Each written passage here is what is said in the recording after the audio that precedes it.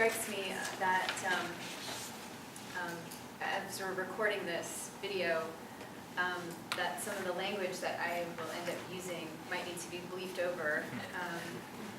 So if you guys want to just add bleeps as I'm talking, feel free to yell out bleeps or anything that's slightly less scandalous, I suppose, that would tame down the video. This is a project that's kind of an ongoing series of pieces for me on this particular topic. And I presented some of the research at WIPUP, and I think I'm now farther into the data. So first of all, what I wanted to do was to really engage an empirical analysis of, or a qualitative analysis at least, of the scandalous no moral barter registration under Section 2A.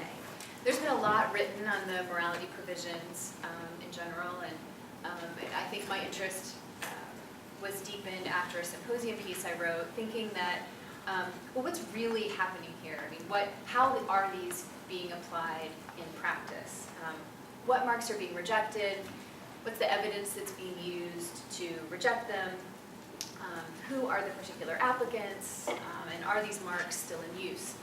So what I wanted to do was to kind of take a data set and look at the life cycle of the trademark applications for some of these refusals and pay particularly close attention to some of those topics, and including what evidence is used to support the refusals based on scandalousness. I'll talk a little bit about the methodology. I looked at an original data set of 232 trademark records, which I thought seemed like a lot to me until I listened to Barton and Jeannie's work. But that contained a Section 2A refusal based on scandalousness for applications that were filed over the course of a 10-year period from 2001 to 2011. Because the PTO database doesn't enable searches by grounds for refusal of a particular mark based on previous research and study, we ended up using tests to search for marks that contain terms that would likely be rejected, that would meet the trademark examiner's criteria for a 2A refusal. And once we identified those salient terms, we searched a sample of additional marks containing those terms and extrapolated to related marks across the spectrum identified by Gilson and Lalonde of the categories within 2A, including profanity, sex, violence, disability, ethnicity, religion, politics, and scatology. We looked at the life cycle of the trademark application on its whole, including any office actions that were issued by the USPTO, including the grounds for refusal, any evidence presented, and the explicit reasoning of the examining attorneys, and then any office action responses that were filed on behalf of the applicant, including rate of response, arguments submitted, and then of course the final dispensation of the application. A couple of notes that I just want to raise. We really paid particular attention to whether context was used to evaluate the applications by the examiners. Whether the examiner referred specifically to the goods, and these factors map somewhat to the factors that are used in other bases for rejection, such as likelihood of confusion. So looked at the marketplace that the goods would be sold in, the overall appearance of the mark, the visual context of the mark, any alternate meanings of the words, internet evidence, including computer filters or search results, evidence that the word is or is not scandalous in society, and any individual arguments that were raised additionally by the examiner or the applicants. And then did a deep dive into a few different marks once we identified some inconsistencies between or within particular terms. So we did a deep dive into a few of those specific terms that were rejected, including bitch, pothead, shit, slut, and whore. Also looked at post-rejection use, including whether the mark is being used by the applicant or by others. So with that kind of foundation, I'll just ground us a little bit in the legal standard as identified by by the Federal Circuit through, as the case law has developed, that a trademark is scandalous or immoral in context of the relevant marketplace for the applicant's goods or services identified in the application, even under Boulevard Entertainment. And those attitudes have to be ascertained from not necessarily a majority, but a substantial composite of the general public. So the essential question there is, would a substantial composite of the general public find the mark scandalous in the context of that particular marketplace in contemporary society? With that background, it was notable that over 73% of refusals on these grounds failed to discuss context of any kind at all, including the context of the relevant marketplace for the goods and services as identified in the application. So if the examining attorneys are failing to address context, which is a material part of the legal standard, well then why is that the case and what evidence is being used? Well, and this is sort of, this follows from Boulevard Entertainment, that scandalous has been held to encompass material that is merely vulgar, and evidence of a substantial composite of the general public can include media, magazine articles, newspaper articles, and notably dictionary definitions. So in Ray Boulevard Entertainment, the Federal Circuit held that definitions alone can be sufficient to establish a scandalousness where multiple dictionaries indicate a word as vulgar and the applicant's mark exclusively indicates the vulgar meaning of the word. In light of that, and even though I don't think that I think there's a disjunct between sort of the legal standard and that particular evidence, trademark examiners are also in a real bind in a way because they're under pressure of quotas. So in order to meet these high quarterly quotas of balanced disposals, they have to be fully successful. I think they're between 425 and 549 balanced disposals that are required per quarter, and to be outstanding, an examiner has to complete 515 to 575 balanced disposals per quarter.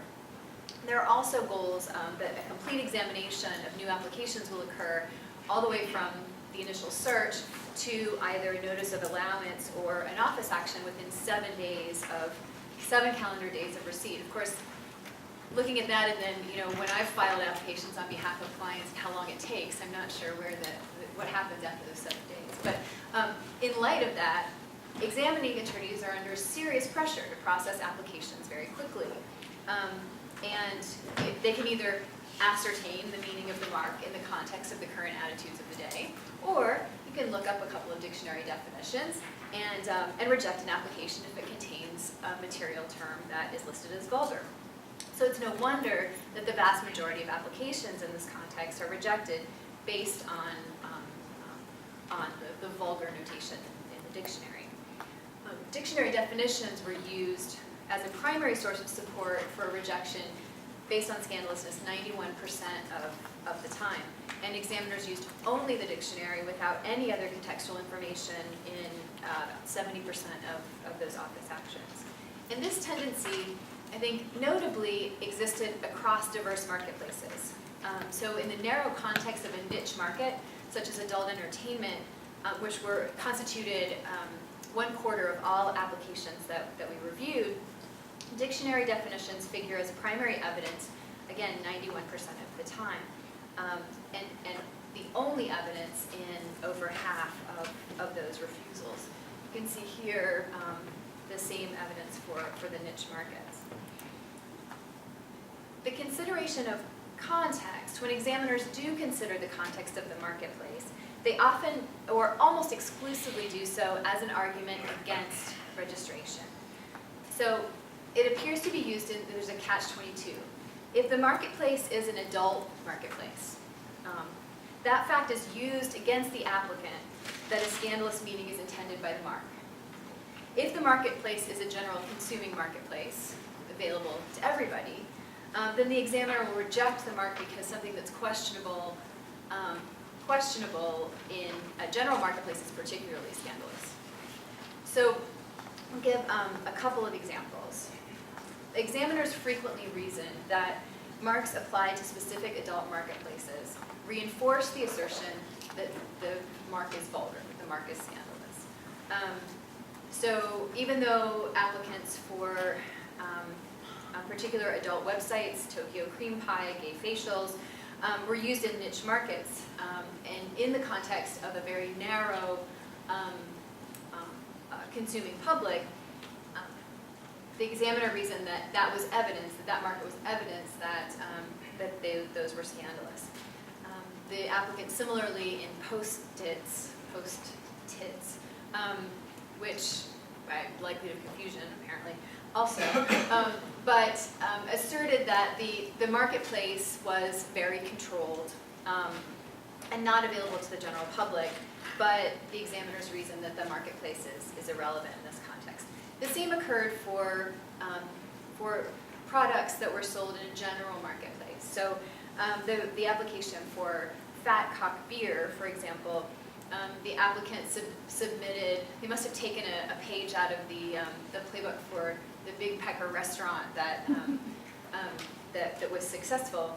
Although this was rejected, they ended up submitting the design for a very plump rooster, and said that this was the meaning that was intended. The examining attorney said, sorry, this beer is available to everybody in this marketplace, and because it's available to everybody, that makes it particularly scandalous. The same thing for the mark Titty Pretties. It was ruled scandalous in part based on a showing that the word titty could be, particularly if available, if clothing is available to everyone, then that could be, that was particularly scandalous. One troubling office action noted that the relevant audience for these particular goods and services was irrelevant. The office action said, because that would help people that are attempting to register such marks. No mark would ever be refused on 2A grounds, since the applicant wouldn't adopt a mark which would drive relevant purchasers away. I thought that was kind of sort of the reverse of what you would expect. The same occurred when it comes to goods and services. As with the marketplace, when the specific goods are referenced by the examiner, if the goods are scandalous or immoral, that is often used through these rejections that the actual mark shouldn't be permitted. Some examples, one was Mr. Horsecock. The examiner noted that the wording referred to subject matter of the movies at issue, and because the wording was referring to the subject matter of the movies, then it was going to be shocking to a substantial composite of the general public. Same thing with the mark Japanese Cream Pie and Talking Cock. Those were rejected based on the actual goods and services that were at issue. With Talking Cock, it said that the examining attorney said that the product itself would make what the examiner stated were vulgar statements, and because of that reinforced the offensiveness of the mark itself. That same then, you see a parallel with the goods and services that we did with the marketplace for a deodorant called My Shit Don't Stink. And so it was a deodorizer that was supposed to be used for hikers and other participants in outdoor activities. But because it was used on non-scandalous goods, the examining attorney said, whoa, deodorant available to everybody, you can't use shit on something that's available to everyone. Same thing with Touch Your Tits for t-shirts and then Titty Gym for adult health and fitness club. Examiners, and that's something else that came up, was that the recognition within the realm of context is that examiners often recognize the relevance of context de jure, but then disregard it de facto. This happened particularly with regard to profanity. In a significant number of rejections, examiners cited the rule that trademarks have to be evaluated in the context of current attitudes. Noted then that profanity was more common in society today, but then concluded that because it's more common and accepted, it doesn't make the words any less profane. And that occurred out of the 40 terms that we investigated.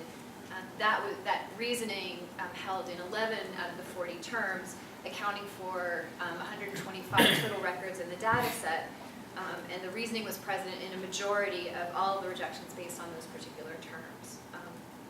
So that was kind of interesting. For time's sake, I'll just I won't go too much in depth into this, but I want to talk about a little bit about the way that this has a real impact on the trademark registration process. We can talk about whether there's substantive rights or procedural rights or both, but it's important. I think trademark registration is important to a lot of individuals and can be a very valuable tool as part of a branding strategy. So what we see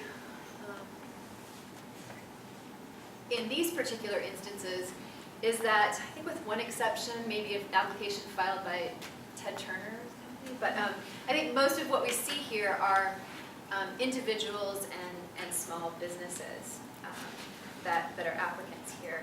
And the overall success rate for a response to an office action for this 2A refusal is much lower than we see in general. So I think the overall success rate for responses to office actions was 72% or something like that. But that rate drops to 45% for pro se applicants. But in our data, the success rate was less than 5% overall. And these refusals disproportionately impact individuals and small businesses, which comprised over 97% of applications in our data. The low probability of response might also be related to the high number of applicants here who aren't represented by an attorney. And so the significant majority, 75% here, were filing their applications pro se.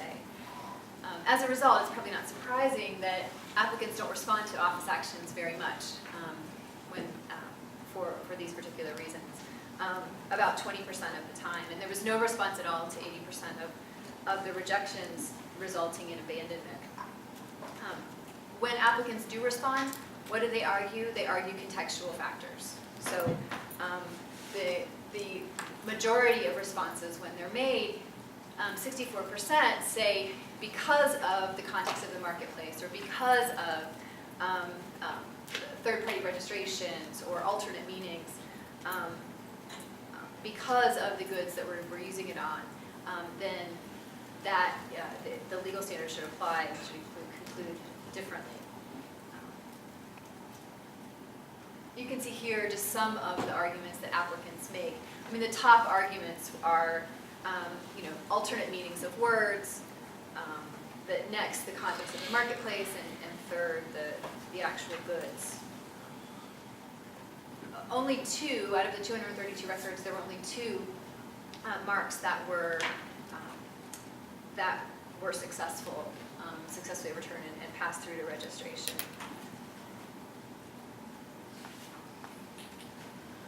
Let's skip over some of this. I think what we can see when in this, so we have 2 that actually were able to overcome the rejection. And what we see too then, I think, are a lot of inconsistencies. Even within the rejections, we see inconsistencies reasoning across refusals. So Pothead the Creative High was registered, but Pothead 420 was rejected. Wet Beaver was approved, but Big Wet Brown Booty was rejected. So we've got MILF Hunter approved, got MILF refused. Camel Toe approved, Camel Toe was refused. And we looked into, when we saw some of these inconsistencies, we had kind of a deeper dive into individual terms. There are lots of terms for which you have a handful of rejections and a handful of approvals. And what we see, I think, is that even though for each of these marks, where you see marks that were both approved and rejected, you see general trends among trademark examiners to either approve or deny marks containing particular terms. So even while examiners will say third-party registrations don't impact the decision at all, and the applicants can't use that to support registration of the mark, they will internally use those. And you can see, we saw several emails from examiners to supervisors talking about that as part of the process. So what we do see, I'll kind of skip over Pothead, but I'll show you these. What we see is that because the examining attorneys are using these third-party registrations frequently to either pass things through you see some really sort of weird decisions, I think, that are made overall that, for example, lots of terms registered for bitch and whore and slut, but shit is very rarely registered, right? So you see these strange decisions that are made, and because of the way the process is, the process occurs, that you end up with a lot of kind of bizarre results magnified over time.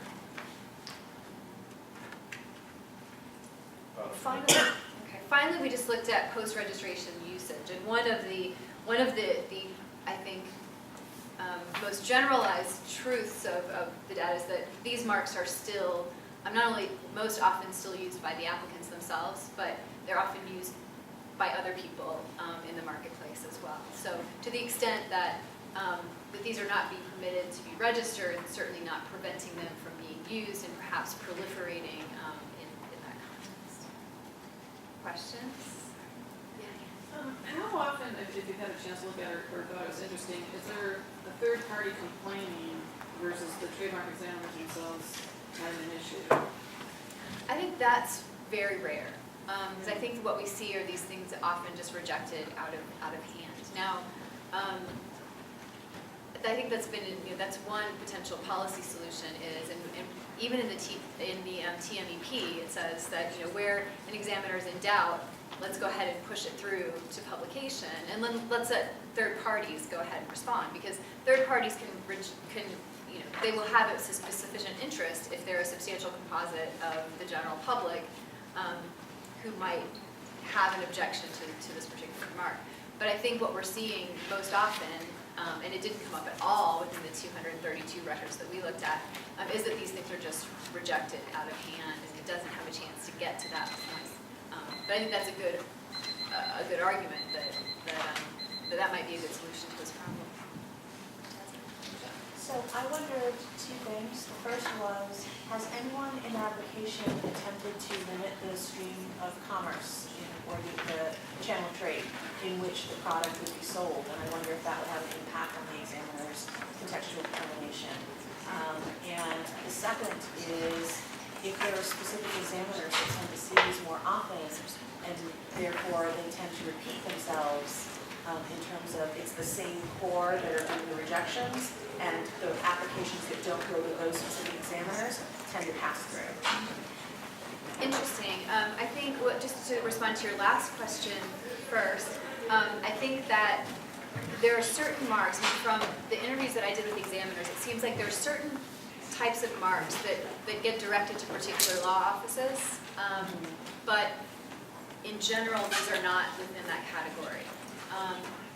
The examiner I talked to a few months ago said, for some reason, things that have become very specialized, so things that are all the pot marks that are coming up now, might end up going to a specific law office. For some reason, all marks having to do with Charlie Sheen, there was an abundance of applications for things like winning, or that they all have to go to a special examiner.